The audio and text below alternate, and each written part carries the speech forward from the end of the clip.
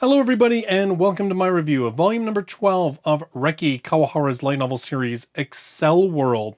Now in this volume we are continuing with Haruyuki's journey to try and obtain the theoretical mirror ability so that he can face off against the angel class monster Metatron so that all the legions can storm the headquarters of the Accelerated Society to try and take them down and destroy the root of the ISS kits that are cannibalizing the accelerated world.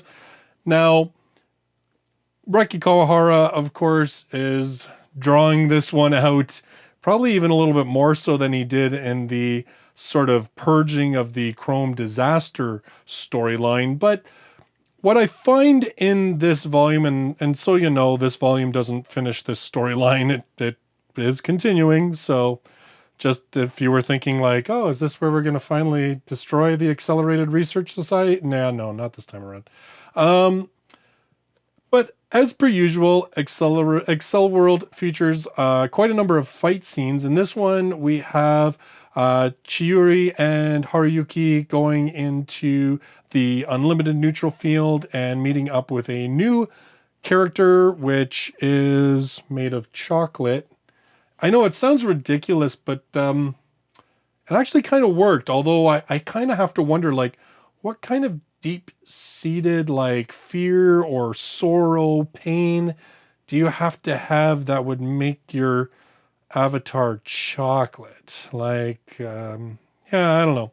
I guess it's kind of an interesting thing. Now, this actually was a character that was submitted in a contest of creating your own avatar, brain burst avatar, I guess, that they held in Japan.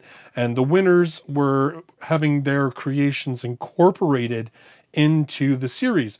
And initially when I heard this was happening, I kind of thought, oh, this is going to be dumb as dumb. But I actually ended up liking this character. In fact, I found myself kind of wishing that she and her friends were going to join Nega Nebulous when this was all said and done, which, I mean, maybe they will eventually, but I guess that's for a later time.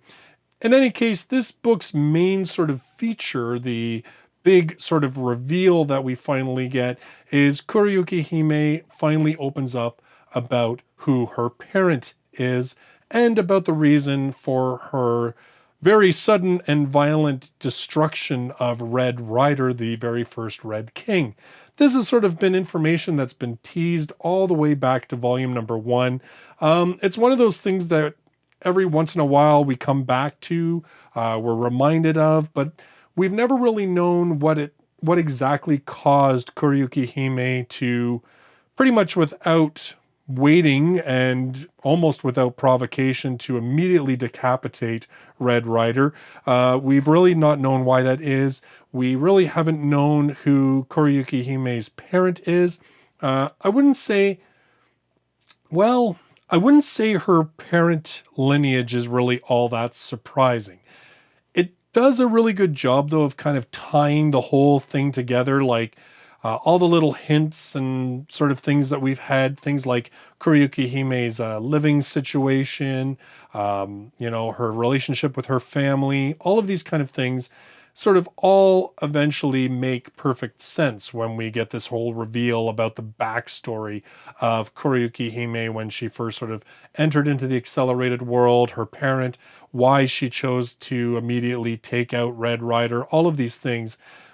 It makes sense, which even Kawahara says in the afterword that actually this was one component of the story that has remained true since the very beginning of the series. He really hasn't changed his vision of that, and it definitely shows that this is something that he's stayed true to, and it is something that he's dropped hints about along the way. So I don't think anybody's going to be really all that blown away or surprised by the whole reveal, but it is satisfying in the fact that it really does tie very nicely into everything that we have learned up until this point. The other thing that I really liked about this volume, and that actually ties very much into that moment of reveal, is the character of Haruyuki himself. When we started off this series way back in volume number 1, Haruyuki was this kid who basically always just trashed on himself, always saw himself in a negative light, Even once he was brought into Brain Burst and suddenly had this rather unique ability, he still was full of doubt. He still had trouble expressing himself. He was constantly nervous and demeaning himself. And now here we are after they've gone through all of this stuff. And in this moment, we see Haruyuki able to offer words of encouragement and being able to console Kuroyukihime instead of the Haruyuki of not very long ago, who wouldn't have been able to squeak out a word and would have gotten so nervous by them being close to each other that he never would have been able to comfort her in any real meaningful way. And the fact that that happens in this book really shows that the character has had growth. And I think that's one of the things that I've always liked about this series. It's probably one of the things that I have often said I enjoy about this series even more than Sword Art Online. And that's the fact that the characters all are kind of flawed and the characters all have these hang-ups and problems. And I mean, really, like, the whole series is the whole mechanic of the accelerated world and the whole mechanic of these avatars and everything else is based on the idea of inner conflicts and pain and, you know, your hidden suffering and even in some cases your longings and dreams and hopes and fears. And for a series that really does focus on emotions as being sort of the root cause of all the things that happen, it really does a good job of finally having our characters grow and develop. And even Kuroyukihime, where I don't know, like, I would say that we've seen her show a lot of growth. And I mean, it's maybe not even so much the growth, but just the being able to open up to people more, being able to accept others' feelings and being able to express her own feelings about things in a much more sort of direct way. You know, being less of the sort of cool, collected and aloof character, but instead being a little bit more warm, a little bit more caring, you know, and even owning things that she sees as her mistakes and her own failings. All in all, I really like this series. I mean, it's one of those series that, yes, there is, you could chalk it up to a lot of filler. I mean, yes, like I said, there is quite a number of battles in this volume, and there were in the last volume as well. But at the same time, it's an interesting series that has always consistently brought out this whole idea of, you know, what is a game? Why do we play a game? Particularly games where it's PvP, player versus player. You know, what are we trying to accomplish?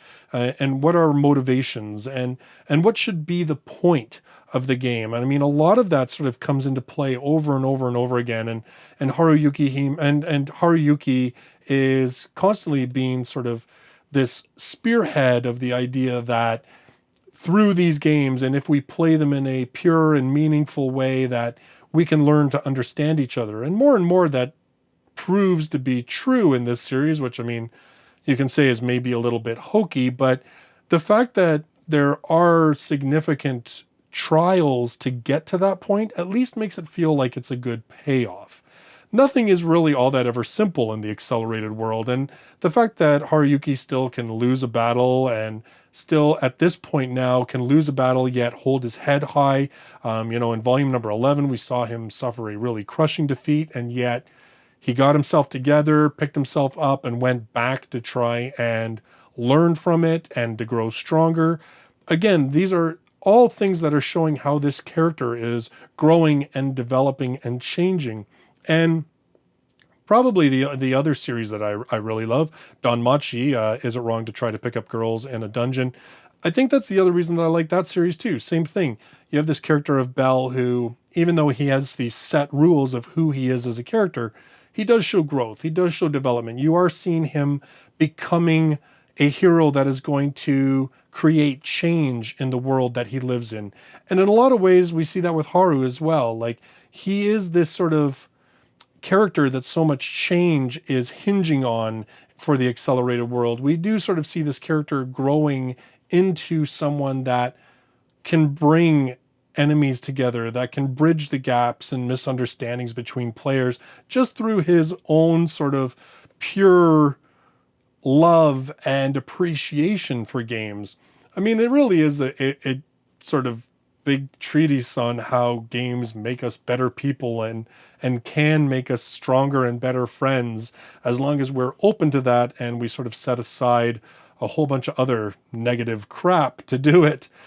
So all in all, volume number 12 of Accel World gives you more of what you have probably come to expect in the series. The battles are, of course, well written. They're a lot of fun. I do enjoy, like I said, the chocolate avatar. It's, what is it? Chocolat Puppeteer. I really thought it would be very hokey, but in the end, it was cute and kind of fun. And actually, her powers were kind of cool, to be honest. And it made me want to see more of the character, which going into this volume, I was a little, because I was like, really, a chocolate avatar, really? But it works, funny enough. Even the character that we saw introduced in the last volume, Wolfram Cerberus, we learn more about his situation. He becomes, I'd say, even he is more of a sympathetic character in this volume. Like, you know, all in all, this is a fairly well-written series, especially for Reki Kawahara, who has given us evidence in the past of why we should maybe dump on his abilities as a writer, but you can tell, like, he is getting better as he goes along, although I would say that I think this series has always been slightly better in terms of its writing, in terms of its consistency of writing over, say, Sword Art Online. But again, it is a very dependable series that I think a lot of people enjoy, and it always delivers on the stuff that we like. You know, those battle scenes are always well done. There's always a lot of heart and meaning behind the battles. They never really feel just like filler. There's always sort of a ultimate point, something to be learned, something to be developed, new allies to be obtained, all this kind of stuff. All in all, this hasn't seemed as drawn out to me. Now, I don't know why that is, but I kind of felt like the Chrome Disaster thing got a little drawn out, but this, not as much, to be really honest, which seems kind of weird when you consider that we've had, what now, at least 2 straight volumes dedicated to trying to gain one ability. But on the flip side, I mean, given the nature and potential power of that ability, you need a payoff, you know, you need it to sort of, and I think that's one of the things that again, it's like what I like about this series is that the abilities, even if they approach that almost OP level, they have to be earned. Like, there's no shortcuts, there's no easy way. And in fact, this book very much makes it out that, you know, shortcuts are evil in a way, and that, you know, it's only through evil and manipulation and, you know, bastardizing systems that make games fun is what allows you to obtain quick cheats and quick access to power. Which, you know, now that I think about it, is maybe sort of a comment on cheat codes, but I don't know. In any case, volume number 12 of Accel World, another really enjoyable volume. Still a series that I very much enjoy, and every month I find that, you know, this is one of those, when these series come out, I always find this one is one that I just sit down and really enjoy overall. I do enjoy the characters. I love to see them developing. I love to see Haruyuki becoming stronger and more assertive and being able to express his feelings and to accept the feelings of others with a lot less doubt. I like seeing this character grow and develop and become stronger. And, you know, it's like I said, to me, it's gratifying having that character journey and having it be so solid and evident as you're reading throughout each of these volumes.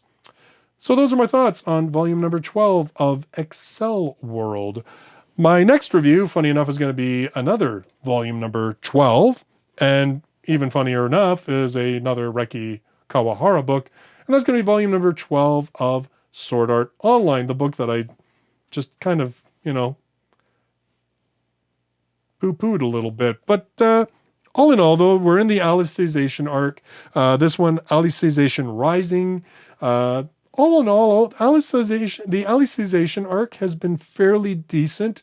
I know I had some issues of events that happened in volume number 11, but overall, the writing has been fairly good. I'm kind of wondering if part of the reason that I've been liking this arc is because so much of it you can see tying in ways to Accel World, in terms of like, at the very least, the technology.